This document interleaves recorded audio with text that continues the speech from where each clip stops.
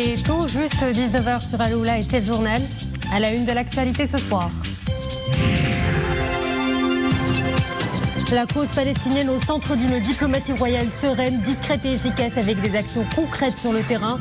Ce soir et dans le cadre de nos dossiers d'information à l'occasion de l'anniversaire de la fête du trône, nous vous proposons deux exemples qui témoignent de ce grand intérêt qu'accorde Sa Majesté le roi Mohammed VI à tout ce qui peut contribuer à améliorer le quotidien du peuple palestinien. Nous parlerons également de ce grand chantier en concrétisation conformément à la vision royale, celui de la généralisation de la protection sociale qui passe aussi par la réforme du système de santé. Un dossier qui a franchi hier un nouveau cap avec la mise en œuvre du programme d'augmentation des effectifs de professionnels de santé. Pour un éclairage à ce sujet, avec nous ce soir le professeur Youssef El-Fakher, grand expert en la matière.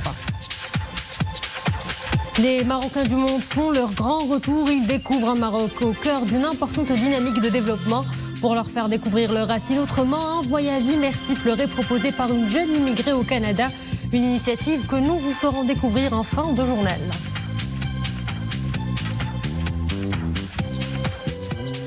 Madame, Monsieur, bonsoir. Le président de Costa Rica, Rodrigo Chavez, a salué le leadership très fort de Sa Majesté le roi Mohammed VI, qui a permis au Maroc de consolider les valeurs de démocratie et des droits de l'homme et à favoriser la promotion du développement durable et la préservation de l'environnement.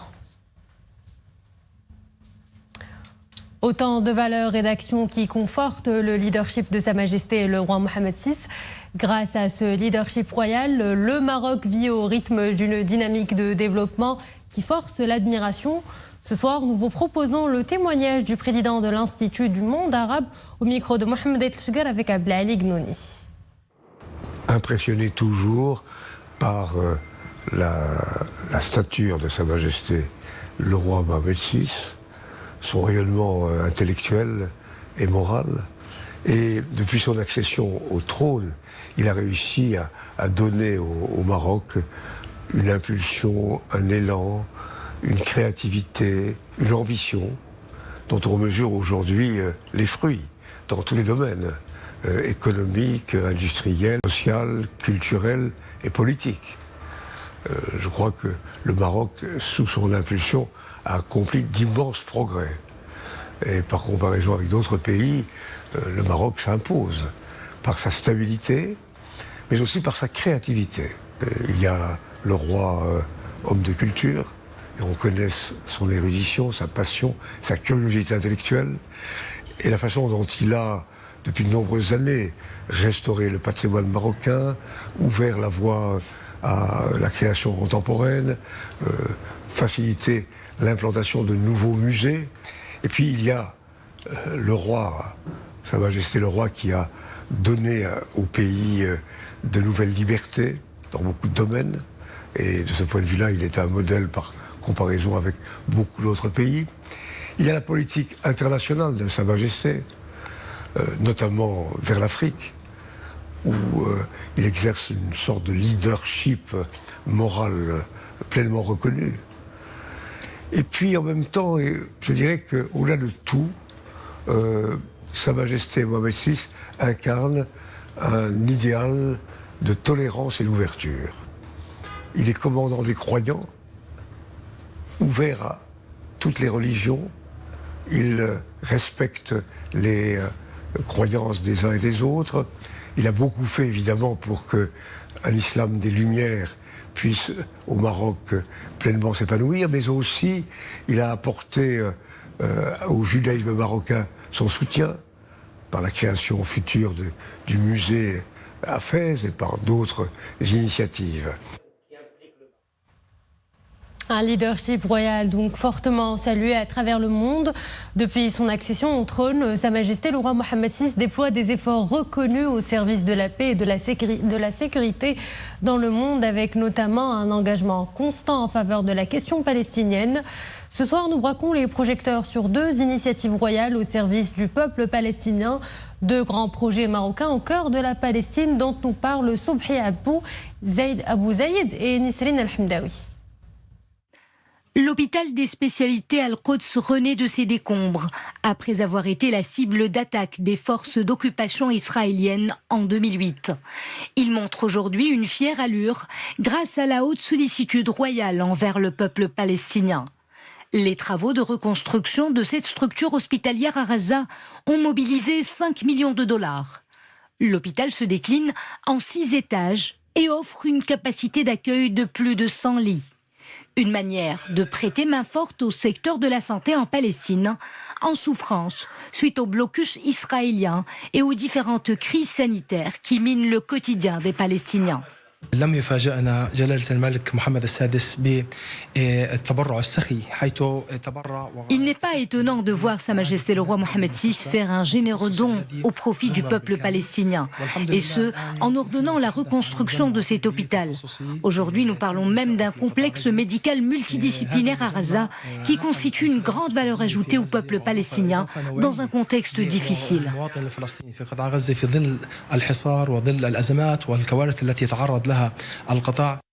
Cela fait plusieurs jours que Ahad Abou Tir est hospitalisé à l'hôpital des spécialités Al-Quds. Aujourd'hui, il affiche bonne mine après avoir bénéficié des soins nécessaires dans un cadre qui répond aux normes de santé. نشكر جلالة الملك على الجهود المبذلة في تقديم الخدمات للشعب الفلسطيني. Nous remercions Sa Majesté le Roi pour tous les efforts qu'il déploie pour rehausser la qualité des soins de santé au profit du peuple palestinien. Il n'y a rien à dire, les soins prodigués sont de qualité, l'hôpital est très bien équipé.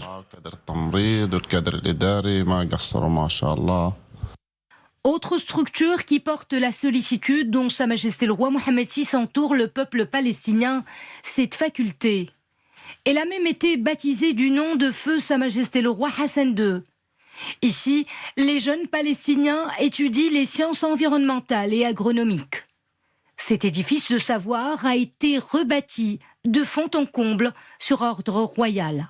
Un investissement de plus de 7 millions de dollars. المشروع الحيوي الكبير الذي جاء بمكرمة كبيرة من جلالة الملك محمد السادس والذي أسماه باسم والده المرحوم. Ce projet vital a vu le jour grâce à un don de Sa Majesté le roi Mohammed VI. Le souverain lui a donné le nom de son regretté père pour préserver l'œuvre historique de son auguste père et son héritage.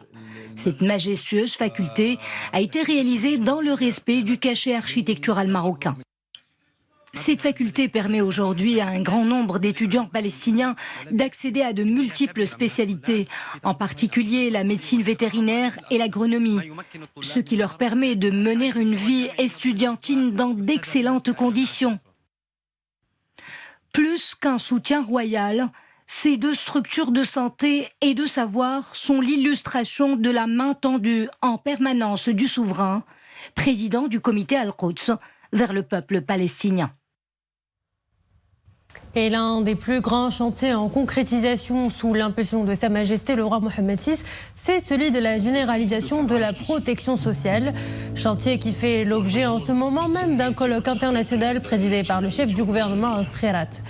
Ce colloque, dont les travaux se poursuivront demain, se veut un espace de débat ouvert, de réflexion, d'échange et de regards croisés visant à formuler des propositions pratiques pouvant contribuer à la réussite de la mise en œuvre de la réforme de la protection sociale au Maroc.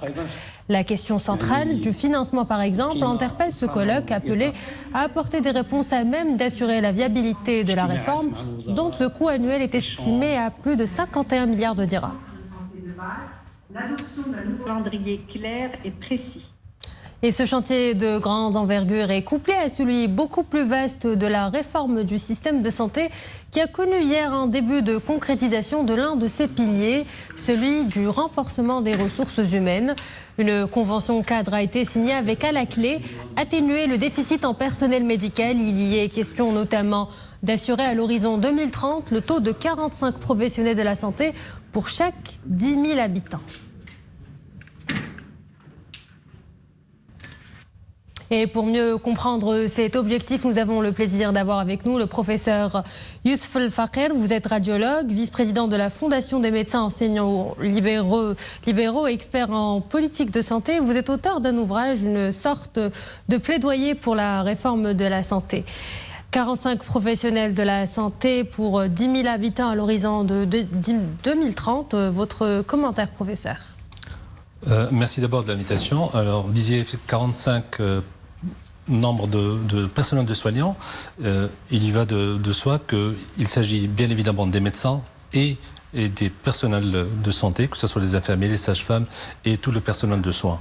Il faut savoir qu'aujourd'hui, on est 17,4%, dans 7,1%, 17,4 pour 10 000 habitants, dans 7 pratiquement 1,1 pour 10 000 habitants. Donc il va falloir multiplier par 3. C'est un chiffre fort ambitieux dont le Maroc a grandement besoin, sous la clairvoyance de Sa Majesté. Nous avons vu qu'en plein Covid, qu'il y a besoin de médecins, besoin d'infirmiers, besoin de personnel de soins, et passer de 17 à 45, c'est un véritable chantier. Il va falloir applaudir ce qui est fait, mais surtout l'accompagner, et l'accompagner par une formation de qualité, de quantité, bien évidemment, mais aussi de qualité. Et je pense qu'un débat qui est comme celui qui est en cours actuellement à Srerat est un partage est fondamental, et il y a besoin aussi, encore une fois, de s'ouvrir à la formation médicale à travers des partenariats public, privé notamment, et je pense que aussi c'est la question. Et en temps de crise sanitaire et de récession économique nationale, le Maroc, sous l'impulsion de Sa Majesté le roi Mohamed VI, a lancé d'énormes et très ambitieux challenges, dans celui de la généralisation de la protection sociale, avec dès cette année la généralisation de l'assurance maladie obligatoire. Hier, le lancement, on le disait, du projet relatif aux ressources humaines et à la construction de nouveaux CHU, la construction en cours d'une usine de production de vaccins pour la souveraineté sanitaire et vaccinale. Est-ce qu'on est déjà dans ce qu'on appelle la réforme de santé 2.0 ? On y est presque, il y a tous les ingrédients, bien évidemment. Il y a d'abord une vision qui fait que finalement, on s'est rendu compte que finalement la santé n'est pas les soins. Et finalement, actuellement, ce n'est pas le ministère de la Santé qui prend en charge cette réforme, mais c'est l'action gouvernementale sous l'impulsion royale. Donc finalement, il va falloir applaudir ce qui est fait. C'est véritable un santé 2.0 dans un début de prise de conscience. Bien évidemment, il y a besoin d'accompagner ce chantier pour qu'il réussisse. Il y a besoin, on l'a vu avec les réformes structurelles, notamment la création de l'ARIS, la Haute Autorité de Santé, mais aussi l'Agence de médicaments. Il y a besoin aussi de réfléchir sur l'intégration des nouvelles technologies de l'information à travers une agence de santé digitale, que ce soit dans la formation médicale de base, que ce soit dans la formation continue, mais aussi dans la prise en charge des pathologies des citoyens. Vous savez que la pathologie actuellement au Maroc n'est plus celle des maladies infectieuses et contagieuses qu'on a connues au lendemain de l'indépendance, mais surtout des maladies qui sont exactement celles qui existent en Europe. Ça veut dire des maladies longues et coûteuses, des maladies inflammatoires de type rhumatismal, mais surtout cardiovasculaire et cancérologie. Et pour prendre soin des patients, il va falloir être armé en équipe et en personnel. Et vous savez très bien qu'il y a aussi un problème d'inéquité de répartition des acteurs de soins. Cette agence digitale ou cette approche de nouvelles technologies pourrait aussi apporter un élément fondamental à l'aune d'une couverture médicale. Et je suis heureux qu'on ne parle plus de couverture médicale, mais d'une prise en charge plutôt sociale, où le secteur de la santé est partie intégrante, mais il n'est pas le seul. Donc il y a besoin de prendre tous ces éléments pour réussir la santé, et non le soin, qui est d'abord un état de bien-être physique et mental à travers les territoires et à travers les cultures. Et surtout, en ma casquette de vice-président de la Fondation des médecins enseignants libéraux, nous sommes tous, quels que soient les secteurs, des soldats de ce pays, et nous devons, dans un cadre de partenariat public-privé, apporter notre contribution, que ce soit à la formation, que ce soit à la prise en charge des patients, à travers des parcours de soins et à travers un partenariat défini et surtout réfléchi pour et au centre du citoyen. Et ce sont là autant d'aspects que l'on peut retrouver dans votre ouvrage. Tout à fait, tout à fait.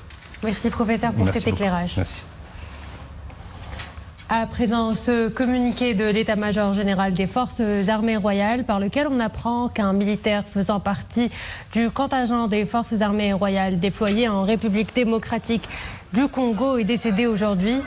Le défunt a succombé à ses blessures causées par des tirs d'armes à feu lors des attaques rebelles contre plusieurs sites de déploiement du contingent des forces armées royales, profitant d'une manifestation agressive de la population locale contre la présence de la MONUSCO survenue hier et aujourd'hui. Ces attaques ont fait également 20 blessés légers parmi les militaires du contingent des forces armées royales au niveau du site de Nyamilima, qui ont été aussitôt pris en charge. Le communiqué de l'état-major général des forces armées royales souligne que toutes les mesures ont été prises pour assurer la sécurité et la protection des sites du déploiement des contingents des forces armées royales. Les démarches d'usage nécessaires ont été également entreprises pour le rapatriement de la dépouille du défunt avant son inhumation lors d'une cérémonie officielle. C'est ce que conclut le communiqué. À présent, les indicateurs de la situation épidémiologique de ces dernières 24 heures, 9 décès et 743 nouveaux cas recensés. Les cas graves ou critiques se chiffrent à 117. Et pour ce qui est de la vaccination, plus de 6 643 000 personnes ont à ce jour reçu la 3e dose et plus de 21 000 la 4e dose. Maroc-Israël, un communiqué conjoint du ministère de la Justice marocain avec le ministère de la Justice de l'État d'Israël précise que les deux parties œuvreront au renforcement de la coopération bilatérale dans le domaine juridique sur la base des principes de respect mutuel, d'égalité et d'intérêt commun. Les deux parties œuvreront au renforcement de cette coopération bilatérale à travers notamment l'assistance judiciaire internationale et le renforcement des mécanismes de cette assistance, la modernisation du système judiciaire, la formation des cadres, la réforme de l'exécution des peines, la coopération de lutte contre le crime organisé et le blanchiment d'argent et la coopération en termes de digitalisation et de transition numérique dans les procédures judiciaires, entre autres. Et cap sur le nord où de nouveaux départs de feu se sont déclarés dans 3 forêts dans les provinces de l'Araïch et de Taounat et à proximité du Douarmel dans la commune de Zarora. Ces incidents ont coûté la vie à 2 femmes et pour garantir la sécurité des habitants des douars limitrophes, plus de 500 familles ont été déplacées de leur habitation de manière préventive pour parer à tout risque éventuel.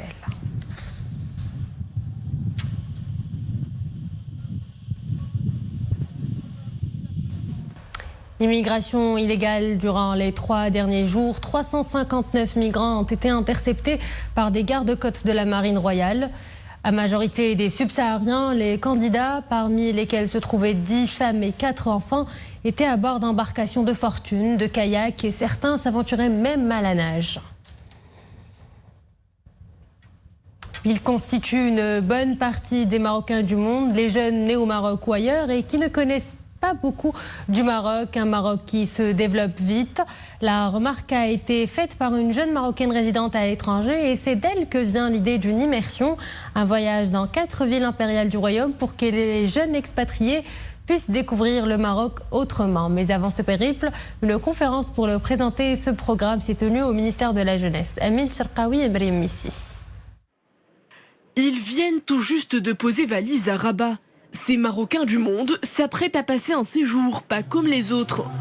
Très attachés à la mère patrie, ils décident de partir à la redécouverte de leurs racines. Pour eux, l'éloignement n'est que physique. Participer à ce projet, pour moi, c'est répondre à deux attentes. Première attente, c'est découvrir davantage mon Maroc via la découverte des 3 villes impériales. Le découvrir autrement, parce que c'est vrai que quand je viens au Maroc, habituellement, c'est pour aller voir ma famille. Et deuxième objectif, participer au programme en découvrant de nouveaux profils. Derrière cette action, Hiba El-Aïdi, une Marocaine du Canada, fière et engagée. Son credo, contribuer activement au développement de son pays d'origine. On crée cet échange entre les jeunes résidents et les jeunes MRE. Ensuite, on va partir en voyage pour 4 jours dans les 4 villes impériales du Maroc.